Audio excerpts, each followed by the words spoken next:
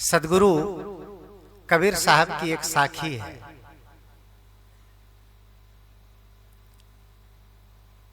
और उस साखी पर ही थोड़ी सी चर्चा होगी। जो तू चाहे मुझको छाड़ सकल की आस, मुझ ही ऐसा होए रहो सब सुख तेरे पास।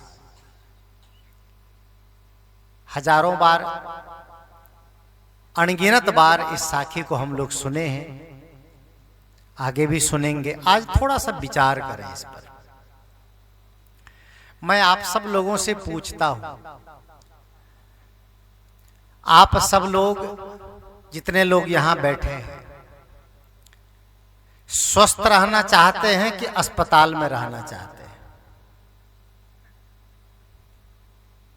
अगर मैं प्रश्न करूं सब लोगों से, स्वस्थ रहना चाहते हैं कि बीमार रहना चाहते हैं? स्वस्थ रहना चाहते हैं। बीमार रहना कोई नहीं चाहता है, लेकिन लोग बीमार होते हैं और अस्पताल में जाके देखिए लाइन लगी हुई है। क्या वो सब लोग चाह चाह करके वहां पहुंचे हैं? नहीं। और मैं आप लोगों से पूछता हूं, आप सब लोग धन संपन्न बने रहना चाहते हैं कि दर दर भीख मांगना चाहते हैं? धन संपन्न बने रहना चाहते हैं, कोई भीख नहीं मांगना चाहता है, सब लोग संपन्न बने रहना चाहते हैं। तीसरी बात, आप सब लोग सुंदर भोजन करना चाहते हैं या बासी कुसी खाना चाहते हैं? कौन चाहता है बासी खाना? कोई नहीं चाहता। सब लोग ताजा गरम सुंदर भोजन चाहते हैं। अंतिम प्रश्न, आप सब लोग सुखी जीवन जीना चाहते हैं या दुखी जीवन जीना चाहते हैं? क्या चाहते हैं? सुखी जीवन जीना चाहते हैं। चाहते सदगुरु कबीर, अभी हमारे साथी संत श्री आदर्श स्वरूप साहब बड़ी सुंदर बात कह रहे थे कि सुख तो चाहते हैं लेकिन उन कर्मों का परित्याग नहीं करते हैं जिससे दुख मिलता है। चाहत, सदगुरु की वाणी है, चाहत सुख और दुख संग न छाड़ा। सुख चाहते हैं और इसमें से बहुत लोग ऐसे हैं जो, जिनसे अगर एक एक करके पूछा जाए कि जितना जीवन आपने जिया उसमें सुख मिला कि दुख मिला ज्यादा, तो क्या अनुभव होगा सबका? अभी तक तो सुख मिला नहीं, हो सकता है आगे मिल जाए, आगे मिल जाए, अभी तक नहीं मिला। और आगे कहां से मिलेगा? अगर आगे सुख मिलेगा तो सुख कहां से मिलेगा? जब बेटे की शादी हो जाएगी और जो बहू घर में आएगी, पतोहू घर में आएगी, वो अपने नैहर से डिब्बा में भर के ले आएगी, कहां से मिलेगा? या फिर बाजार से खरीद के लाएंगे? सुख कहीं से मिलता नहीं है, बल्कि अपने मनोभावों को बदल करके सुख का अनुभव किया जाता है। मनोभाव बदलने का अर्थ है कि हम जिस विचारों से दुख महसूस करते हैं, जिन विचारों में हम असंतुष्टि महसूस करते हैं, बस विचारों को बदलना है, विचारों को परिवर्तित करना है।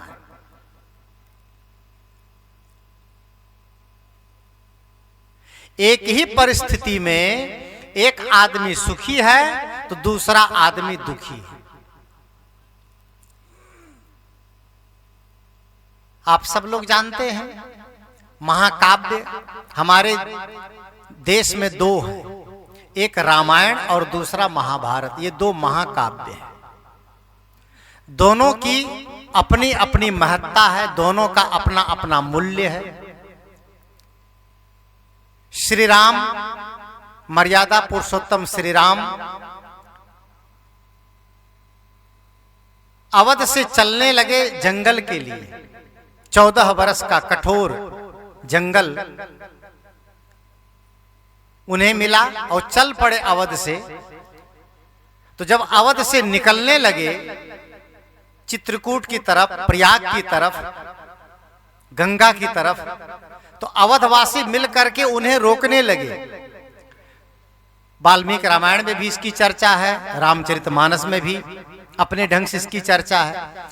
अवधवासी बहुत लोग मिल करके उन्हें मनाने लगे और ये कहने लगे कि भले राजा दशरथ जी ने ये कह दिया है, लेकिन आप सबसे बड़े पुत्र हैं और राजा के उत्तराधिकारी आप ही होंगे।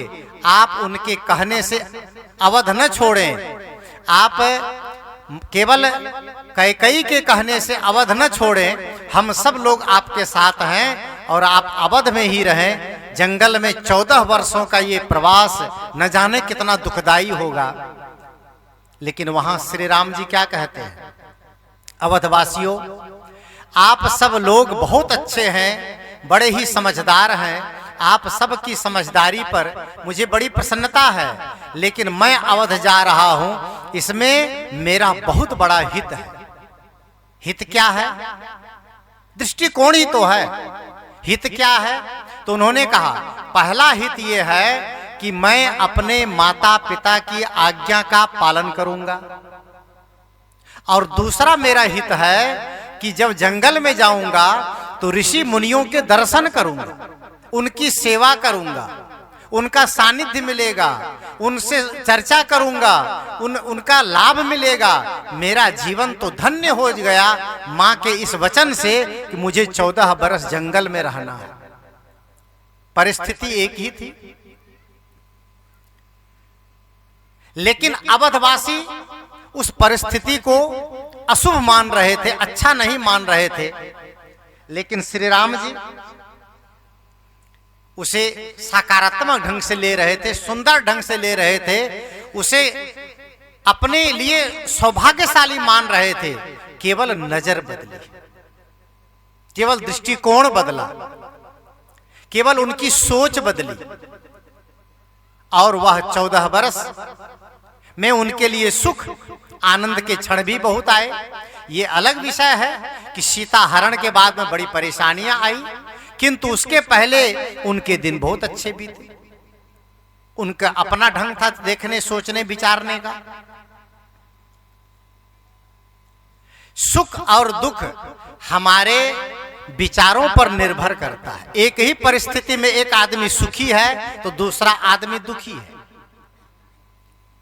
हमें दुख में से सुख निकालना चाहिए, लेकिन हम लोगों के पास ढंग ऐसा है, हम लोगों के पास हम सुख में से दुख निकालते हैं। दुख में से सुख निकालने का ढंग होना चाहिए। वो कहानी आप लोग कितनी बार सुने होंगे। एक आदमी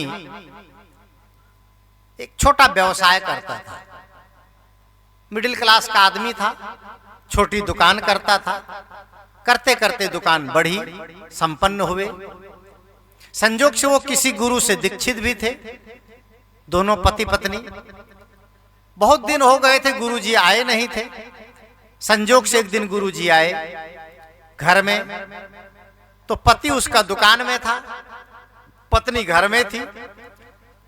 पत्नी ने गुरु के चरण पखारे, भोजन आसन दिया। गुरुजी भोजन करके आसन पर गए। इतने में पत्नी दूध लेके पहुंचती है। उसकी जो दुकानदार की पत्नी थी, जो शिष्या थी गुरुजी की। गुरुजी ने दूध लिया और कहा कि बेटी सब ठीक ठाक है ना, कुशल मंगल तो है ना, बिजनेस व्यापार कैसा है तुम्हारा? तो उस महिला ने कहा कि गुरुजी आपकी कृपा से सब कुशल मंगल है। इस साल व्यापार में, बिजनेस में, दुकान में 25 लाख का फायदा हुआ है। इस साल दुकान में 25 लाख का फायदा हुआ है, बड़ी खुशी है, आपका आशीर्वाद है। गुरुजी जब सुने तो उन्हें बहुत अच्छा लगा कि कम से कम हमारे भक्त लोग सब सुखी हैं, संपन्न हैं, कुशल हैं, कमा रहे हैं और फायदा भी हुआ है। बड़ी खुशी हुई, गुरुजी को भी आशीर्वाद दिए। शाम हुई, शाम को दुकान बंद करके दुकान का मालिक आया, उसका पति आया। पति भी प्रणाम किए। गुरुजी ने कहा, पत्नी ने कहा गुरुजी आए हैं, कमरे में गए, प्रणाम किया, आशीर्वाद लिए। और गुरुजी ने बड़ी प्रसन्नता से पूछा, दुकान व्यापार काम धाम सब ठीक ठाक है ना? तो पति कहता है, हाँ गुरुजी ठीक है, चल रहा है, रोटी पानी चल रहा। उसने कहा दुकान पत्नी कोई अलग तो नहीं करती है, दुकान तो यही करता है, ये बड़ा मुरझाया है। उसने कहा दुकान ठीक नहीं चल रही, कैसा? नहीं, दाल रोटी चल रही गुरुजी, कोई खास तो नहीं है। तो कहा कि क्या दुकान से सही ढंग से इनकम नहीं हो पाता है? हाँ गुरुजी, इस साल तो 25 लाख का घाटा हो गया। तो क्या बताऊं अब, समझ में नहीं आया। गुरुजी को लगा कि दोनों की बात बड़ी विषम है। एक कह रही है कि 25 लाख का फायदा हुआ, दूसरा कह रहा है कि 25 लाख का घाटा हुआ। तो उन्होंने कहा कि क्या तुम्हारी पत्नी कोई दूसरी दुकान करती? कहा नहीं गुरुजी, दुकान तो एक ही है, मैं ही करता हूं। पत्नी भी आ गई सामने। गुरुजी को समझ नहीं आ रहा था ये विरोध की बात कैसे, एक कहती 25 लाख का फायदा, एक कहता है घाटा। तो गुरुजी ने सामने ही पूछ लिया, बेटी तुम दिन में बोल रही थी कि 25 लाख का फायदा हुआ है, ये कह रहा 25 लाख का घाटा हुआ है, मामला क्या है? तो उस पत्नी ने कहा गुरुजी दुकान एक ही है, बिजनेस एक ही है, बस चश्मा अलग अलग है। चश्मा अलग अलग है, इसका चश्मा अलग है और मेरा चश्मा अलग है, नजरिया अलग है, देखने का सोचने का ढंग अलग अलग है। कहा वो कैसे? कहा वो ऐसे कि साल भर पहले उसी दुकान से 50 लाख का फायदा हुआ था। कितना? 50 लाख का। पिछले साल उसी दुकान से 50 लाख का फायदा हुआ था। तो इसके दिमाग में था, पत्नी बोल रही, इसके दिमाग में था कि इस साल भी 50 लाख का फायदा होना चाहिए, लेकिन माल का दाम सस्ता पड़ गया, पूंजी फंस गई। तो पिछले साल 50 लाख हुआ और इस साल 25 लाख हुआ। तो हम सोच रहे हैं कि 25 तो हुआ कम से कम, लेकिन ये कह रहा है कि 50 सोचे थे, 25 हुआ तो 25 घाटा लग गया। अब इसका कोई उपाय है? इस दुख का कोई उपाय है? कोई उपाय नहीं। जो है उसमें अपनी नजर को सकारात्मक बनाइए, पॉजिटिव बनाइए। आपके पास जितना है वो कम नहीं है।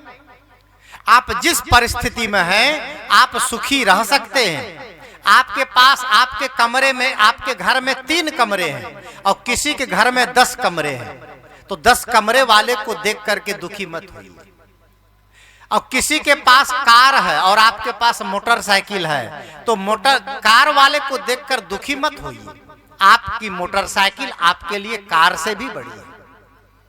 आपके पास सस्ते कपड़े हैं तो कोई दिक्कत नहीं, वही आपके लिए पूर्ण है, पर्याप्त है।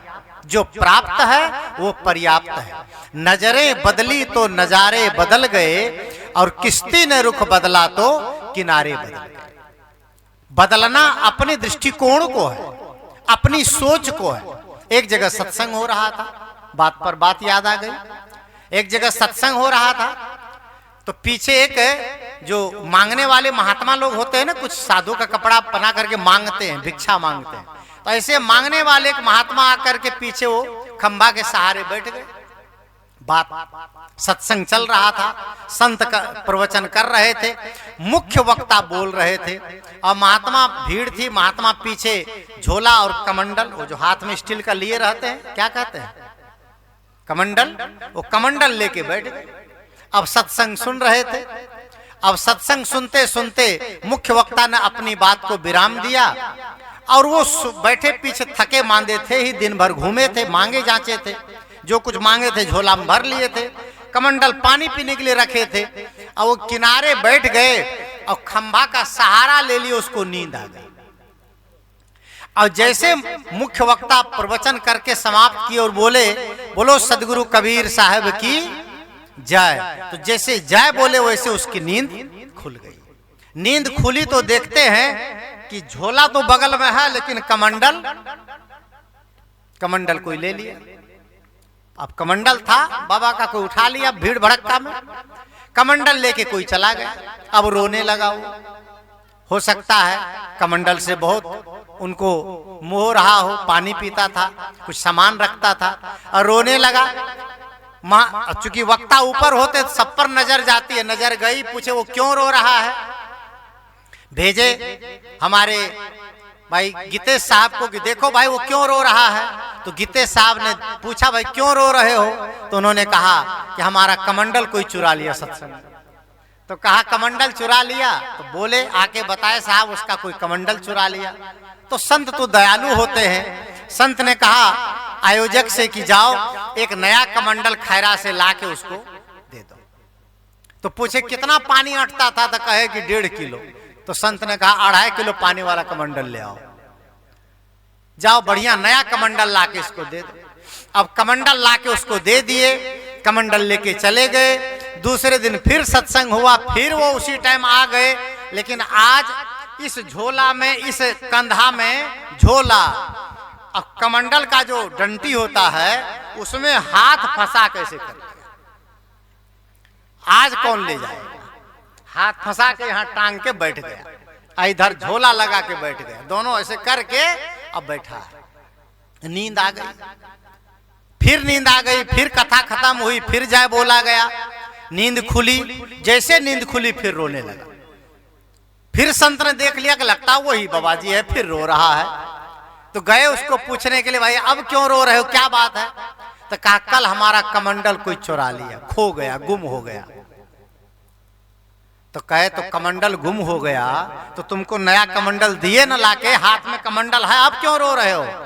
तो कहता है कि कल वाला कमंडल अगर मिल जाता तो हमको 2 कमंडल हो जाता।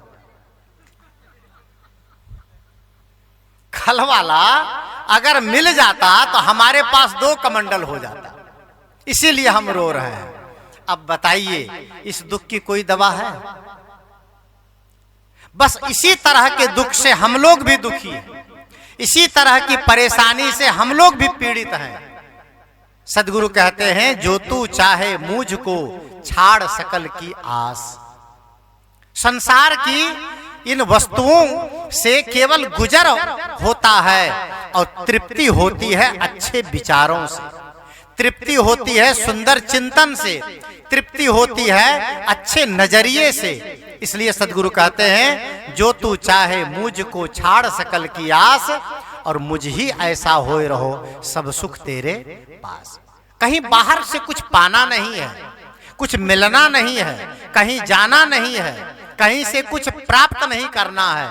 ठहर जाना है, स्थिर हो जाना है, नजर को घुमा लेना है, दृष्टिकोण बदल लेना है, विचार बदल लेना है, सोचने का ढंग बदल लेना है। बस जीवन बदलेगा और हम सब लोग सुखी हो जाएंगे। बस इसी वचन के साथ मैं अपने वाणी को विराम देता हूं।